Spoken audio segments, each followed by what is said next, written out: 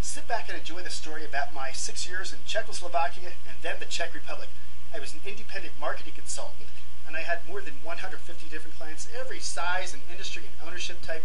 Some had been privatized, some are awaiting privatization, and you can see the Czech Republic is right in the heart of Europe. I spent most of my time living in Prague, but I'll bet I had clients in just about every major city in the Czech Republic. And when I went to Czechoslovakia in the early 1990s, it was a time of huge optimism. Everybody thought they could be a millionaire. And at that time, there was an expat community of about 30,000 Americans living right in Prague. Really a lot of fun, a lot of energy living in Prague. And my first client in 1992 was a state-owned company right near the Polish border. It was Czechoslovakia, and I spent my first 4 months living in the town of Bohumín. I didn't speak Czech, and almost no one there spoke English. It was quite an adventure.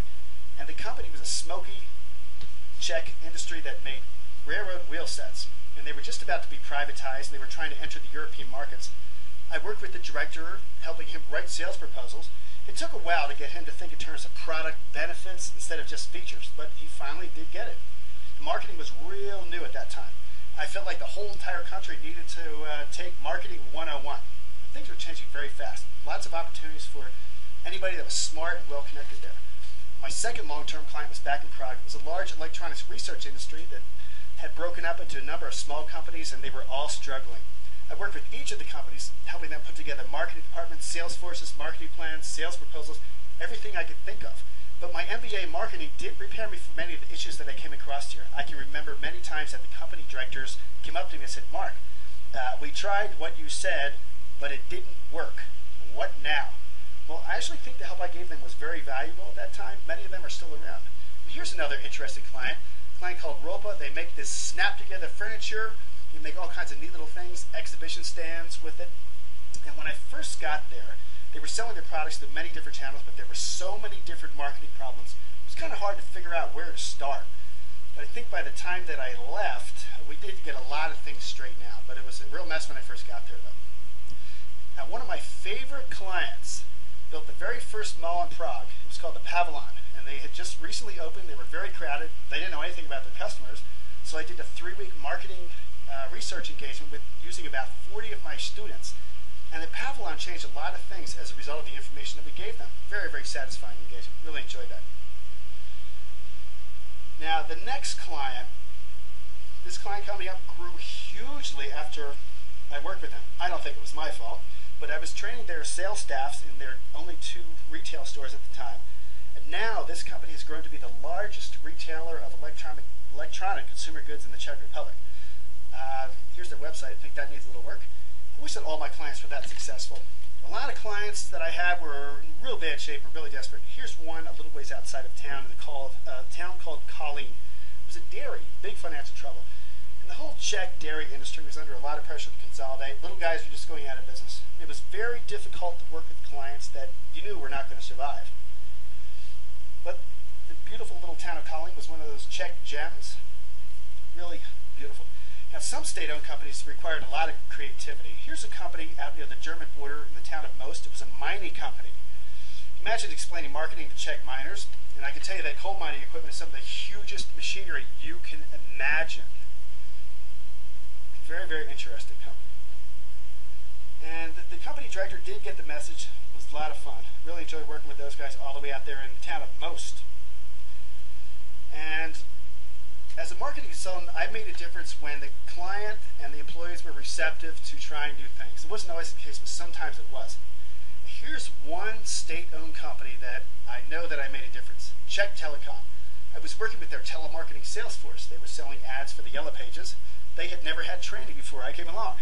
And it was kind of funny. I would give them a training technique, a sales technique in the training, and they would go out and use it as a joke.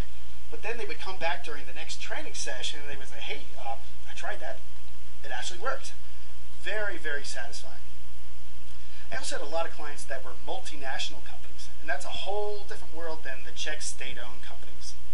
Here's one of my favorite. I worked with the director of Compact Computers, and at the time they were selling their computers through a huge network of independent dealers. And I spent a lot of time with the director strategizing and trying to create new ways that we could incentivize the dealers to sell more. Went out and visited a lot of the dealers too. Very interesting. A lot of the sales forces were under a lot of pressure. Here's one that really had to work hard. The Philips Consumer Electronic Goods Sales Force. It was very hard to get shelf space if your products were expensive, as the Philips products were. In this company, these salespeople were very receptive to new ideas. Here's the sales force training I'll never forget. Dow Egberts. I worked with these guys for over a year, and it was their job to go out to bars and restaurants and convince the owners to stock Dow Egberts coffee and tea products. So I got the pleasure of going out with many of the salespeople on their rounds, out in their territories, and visiting the bars and restaurants. It was great fun. Got a lot of great meals out of that. It was a real learning experience for me as well. We were trying to convince those guys to sell our products. And I was also in the Czech Republic for a number of big moments. I was there during the whole 1990s. And I was living in Prague when the Velvet Divorce occurred. That's what it was called. On January 1st, 1993, Czechoslovakia split into two countries, the Czech Republic and the Slovak Republic, Slovakia. It was a day of big celebrations on both sides. Everybody was happy to be their own country. We were very worried about what was going to happen, but it was a huge day of celebrations.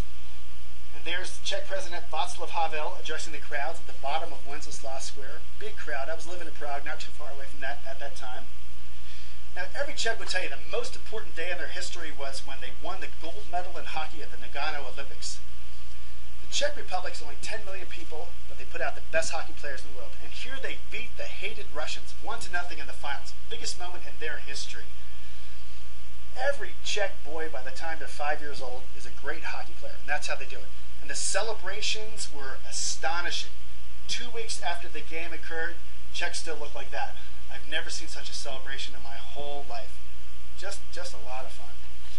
And I taught marketing at a number of different universities in both the Czech Republic and Austria. Marketing was still a pretty new concept. Here's the school I taught about 30 semester-long courses in. It was called the Anglo-American University in Prague, and it's now an accredited university. It was founded by a couple of Americans right before I got there. I taught MBA marketing courses at the Czechoslovakia Management Center just outside of Prague. And many of the case studies I used in the marketing class were from my consulting engagements with Czech clients. Very, very interesting. A lot of fun. Enjoyed it. Every weekend I used to take the train to Vienna, about a 5-hour trip. I had a teaching job there.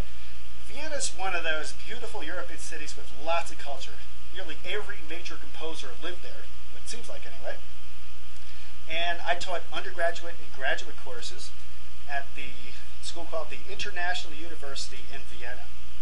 The students came from every country in the world, just about, even the U.S. And the stories that they would tell about the marketing in their home countries was absolutely amazing. I probably learned as much from them as they learned from me.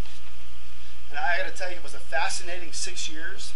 It was not an easy 6 years, and some of the marketing situations that I dropped into were very difficult. I always had to work very hard to find new clients. That was a continuous struggle. And the work had to be done in Czech, so I had to learn that language. But it was a fascinating journey. I wouldn't trade it for anything.